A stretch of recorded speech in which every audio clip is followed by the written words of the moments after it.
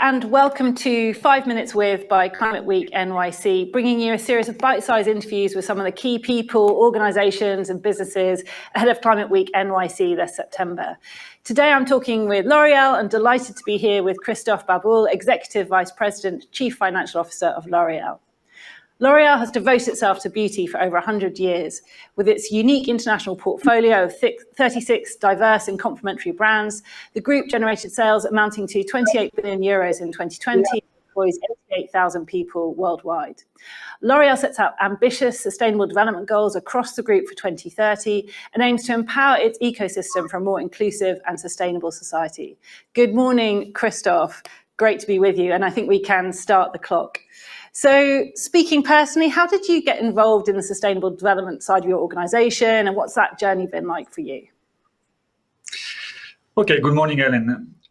First, I have to say that at L'Oréal, sustainability is really a non-negotiable. It's part of our strategy, and we really believe that there is an urgency to act on top of that.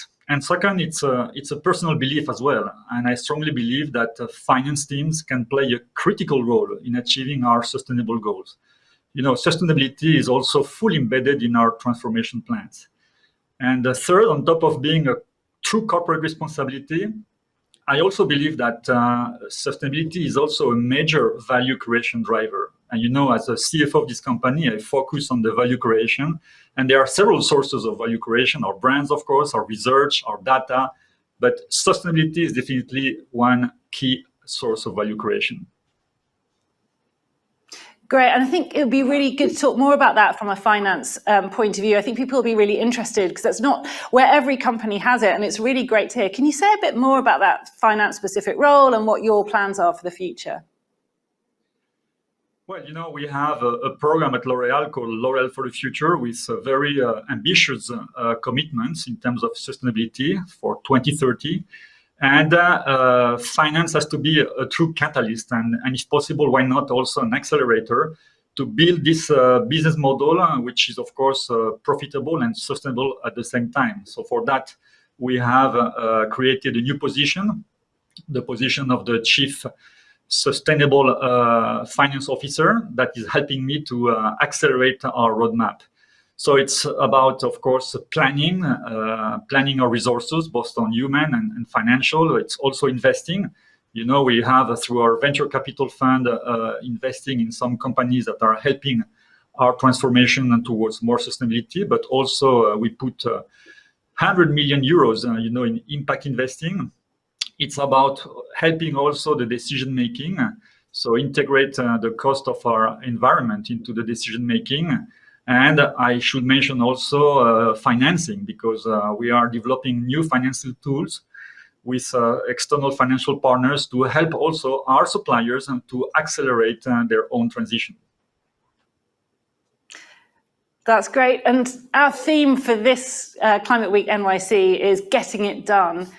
What does that mean to you and to L'Oréal? That's a very good point, because it's all about acting rightly and acting quickly. So what stressed me on this field is, of course, making sure that we can design a very precise roadmap and make sure then all players are really following this plan, meaning also a very focused strategic financial planning and making sure that by 2022, 2023, every single year we can reach our targets. It's also about adapting our processes and making sure that they are well understood, well shared across the organization. And you know, at the end, it's making sure that every manager at L'Oréal, they integrate the environment issues as a new currency, you know, in their business decisions. And I will mention also innovation, because both in finance, in accounting, there are new concepts that are being developed, like multi-capital accounting. And of course, we have teams also working on those kinds of innovations in terms of financial concepts.